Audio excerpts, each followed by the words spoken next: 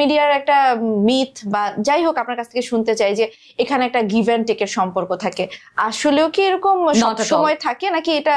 Not at all.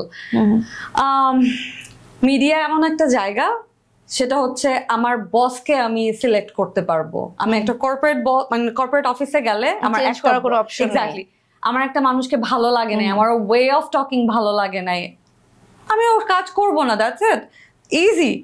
আমার যতদিন পর্যন্ত এটা একটা একদম ক্লিয়ার একটা জায়গা, যতদিন পর্যন্ত আমার সেল ভ্যালু আছে, যতদিন পর্যন্ত আমাকে সেল করে ওরা আর্ন করতে পারবে, চ্যানেল বলেন, ইউটিউব বলেন, এনি কাইন্ড অফ প্ল্যাটফর্ম, ততদিন পর্যন্ত আমার ডিমান্ড আছে।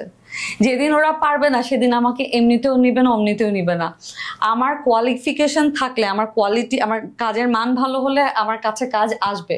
যারা এরকমটা করে তাদেরকে নিয়ে আমার কখনোই কোনো মাথা ব্যথা নেই, কারণ এই কাজটা তো আমি করতে পারবো না। সো এরকম কিছু থাকলে আমরা এটা স্কিপ করতে পারি। It's totally like you know, হয় না যে আমার প্রবলেম নাই, কিন্তু যারা এরকম করে, দুইটা অ্যাডাল্ট মানুষ কি মানে কি চিন্তা করবে, কি ডিসিশন নিবে, it's totally up to them, but we are not bound to. মানে এই জায়গাটা তো মানে এত ফ্লেক্সিবল একটা জায়গা। এটাই জানতে চাই যে কখনো বাধ্য হতে হয় না? Never, never ever.